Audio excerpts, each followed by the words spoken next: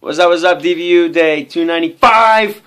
Having a really good day today, man. Stop, you're putting her 7. I'm chilling with my man Zach up top here and Coop over there. Well, We've been playing the 1 to 10 game for the past 30 minutes, and they're guessing every one of my numbers by putting math on my head. I'm thinking of a You've been hanging out with Sprag too long. You're thinking of 4 right now. I'm not even thinking of a number. I'm thinking of my cherry Pepsi, okay? Is that one bottle? Yes. And then you have 2 more? It's 3. Okay, I can so do what's simple the number? math. What's the number I'm thinking of right now? You totally just get me in this DVU. The number I'm thinking of right now, I don't even know because I didn't even remember what I just said. 4. No, it's 1. Why don't you just Whatever. pause the thing then? Stop. I'm about to throw this phone. Like this will be the first DVU where I throw the phone. Pause it then. Throw the phone. No. Okay. So anyway, today was really good. I had class this morning. Like I said, Sprag in the morning.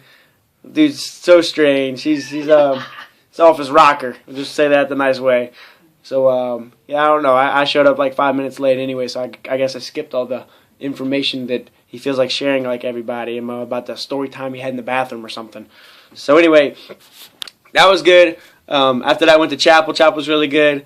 Worship was great. I forget who spoke today, but he was pretty, gave a good message. We're working on the topic of shalom, which means peace, and they got different speakers coming in talking about the different ways and forms of that. So I thought it was pretty cool. And then after that, went to lunch, had a good time, kind of hanging out with some teammates of mine.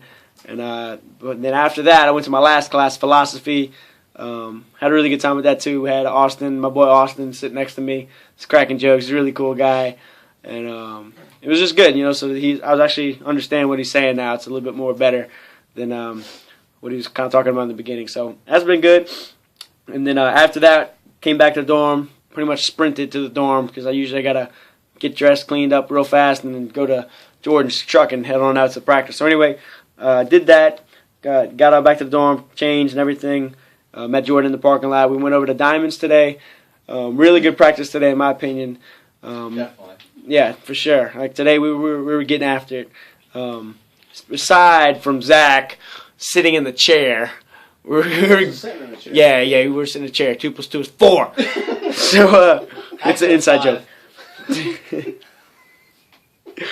Anyway, so besides that, it was a really good practice though, and even with that, it was still a really good practice, in my opinion too. So, but anyway, stop blurting out numbers. They've been kidding me all night. So anyway, practice was good. The hitters, I felt like I did good. I've been working full count literally like every pitch I see. So even if I'm not getting a hit, if I'm getting a walk, I did get full count for you. I'm counting, okay? I did get full count for you. Cooper's over here thinking he's over there throwing gas, and I got full count on him, all right? I got it. Wait, was it 3-2 count or 2-2? It's a 3-2 count. 3 + 2 is 5. Nah, it's 4 because I was thinking of the 2-2 count. Whatever. I don't even play anymore. I quit. So anyway, practice was good in that part. I thought I was hitting well. And the only bad part about the hitting today, we did bunting afterwards, and Coach was really, impressed and had a good time with that and fired up. But before that hitting, I felt like punching a ball, basically. Is I guess a nice way of putting it. My boy, was it Willard? Is his name? Yeah, Willard. Willard's like left-handed, throws like 3/4 down here. I had to move the camera to see that. But it's like, his ball's got a lot of tailing run on it. And I'm two-seam. And I've never seen him pitch. So the first pitch I get in the batter's box, he throws me one. And it didn't really tail just yet. Like halfway it started, getting ready to move. But, for me as a hitter, you got to really start swinging before it's really halfway or start getting your body moving. So I'm thinking, oh, this is a juicy fastball inside. By the time it got to me, I was already turned, getting ready to do my swing. And I basically wanted to stop because all of a sudden I found the ball tailing into me. So I did stop, but my momentum was still going so much to where I basically punched the ball with my hand because I turned into it. So Genius here, he's got a swollen hand for the night. And a swollen brain. Yeah, and a swollen brain. No, that's shrinking, not swelling. So that was bad. And then Izzy today got hit by a bat in the face. So Mom and Dad, if you haven't heard the news, he got hit in the face with a bat today. I don't think I called him yet. So. He talked to him. Oh, he did? Okay, he talked to him. So anyway. I don't know if he told him that, but... Oh, yeah, he did. Yeah, because he told her that we were taking care of him. Yeah. Okay, so anyway, y'all did hear that. So everybody back at home, Izzy got hit in the face with a bat. He's alright. He's okay, yeah, he's all good. He's just got a swollen nose. He looked like he got punched by Rocky Balboa, so he's good. A little TKO action. But besides that, he was fine. I was kind of flipping out at practice.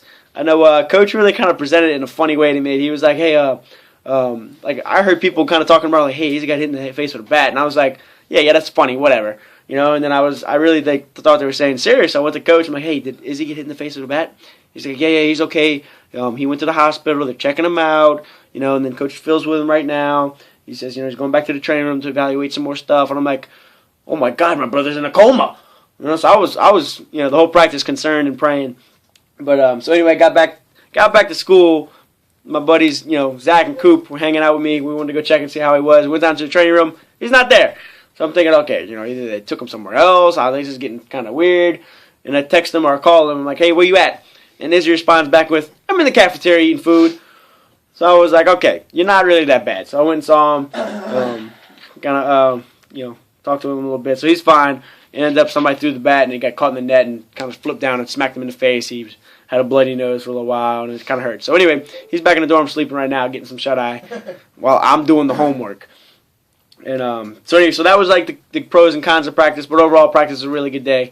And man, we had a lot of injuries too today. Jaron rolled his ankle. So y'all keep him in his prayers. A good teammate of mine, my throwing partner. So hopefully he gets better. And then my boy Jordan McCarthy got plunked in the elbow by Gertz. I swear, Gertz plunked everybody today. It was hilarious. Except for me. I just punched one from Willard.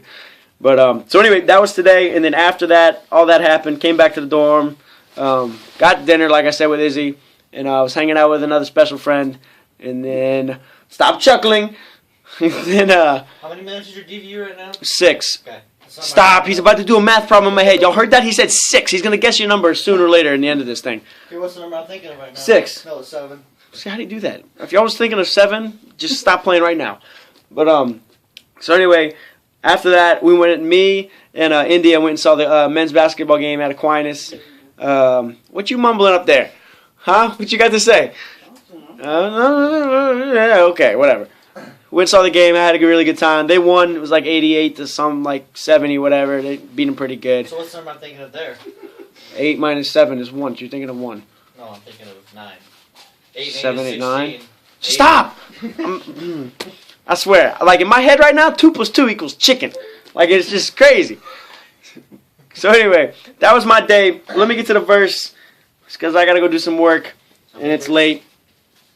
I'm reading Proverbs chapter 2. That's right, we're going back in Proverbs. And reading verses 1 through 8. 1 plus 8 is 9. You're thinking of 9. I was thinking of 7. Whatever. 8 minus 1 is 7. Okay, that's cool. So anyway, I'm reading a lot of verses. So y'all pay attention. There's some really good chapter here. It says, my son, if you accept my words and store up my commandments within you, turning your ear to wisdom and applying your heart to understanding, and if you call out for insight and cry aloud for understanding, and if you look for it as silver and search for it as for hidden treasure, then you will understand the fear of the Lord and find knowledge of God.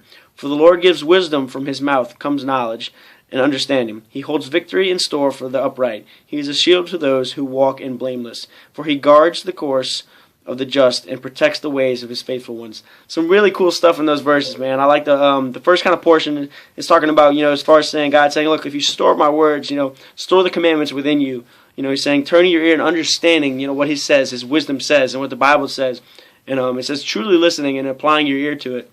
And it also says, if you call out for insight, you know, if you're crying out to God, and my battery's going dead, you know, if you search for his word and his commandments and his wisdom, if you're searching for it like you do for silver back in people would, I guess silver was pretty popular back then, but if you search for it like you do with hidden treasure, you know, remember as a little kid, if you're looking for buried treasure, I don't know how old you were probably when you're thinking about that, but, you know, remember the passion you had while doing that. Well, in the same way, you should have the same passion when you're trying to apply and learn wisdom from God in his word and obeying his commandments. And then you kind of get to the second part of the chapter saying that, you know, then when you finally have that attitude towards that, then you will truly understand the fear of the Lord and find knowledge of God. You know, so you want to know who God is and you want to know, you know, what he's about and you want to have understanding and wisdom from him, then, you know, you really got to search out for him as you're searching for the buried treasure, it says.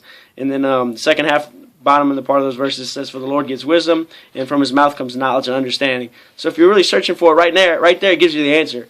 it says, for the Lord gives wisdom, and from his mouth comes knowledge. We know that God wrote the Bible, pretty much it's all his words. And so anyway, if you want to know about him, you want to gain wisdom from that, and you want to hear his words, then get in your Bible and read into it. Actually search it out like you're searching for hidden treasure, because the treasure is right here in front of us. We just got to start digging into it and reading it. And so anyway, the last part of the verse, it says, he's saying that he holds victory in store for us upright. He's a shield to those who walk in the blameless, for he's a guard of the course and protects all the ways of his faithful ones. Right there saying that, he's got victory already in store for us. We've already won the battle. It's already been done. We just got to walk in it. And it says he's a shield to those who walk in blameless, being that, he's going to guide you, he's going to protect you, if you're walking the right way, as if he wants you to walk. And the last verse says he guards the course of the just and protects the ways of the faithful ones. That verse kind of explains itself, for the most part. So anyway, great verses. Hopefully y'all liked it. I really love those verses a lot. Some good ones to kind of think about. Y'all hit that like, share, subscribe, double tap buttons. It's like 5 buttons. Like, share, subscribe. You did it again. You're putting numbers in my head. It's not funny. Double tap is another 2. 7. 5, 2, 7. No. It's still You were thinking of 7. You just don't want to admit I'm right. No, it's 5. Whatever. Like, share, subscribe, double tap buttons. As usual, share the DVUs. Make sure you get that one out. Somebody needs to hear that verse tonight. Let them hear it, man. Share it, let them hear it. So anyway, DVU, day 295. That's a wrap. Y'all get some sweet dreams. Peace out. Have a good night. Say some good night, Zach. Say something funny. No. Okay. Math is a powerful thing. Numbers. Nighty night, guys. Have a good weekend. It's coming soon.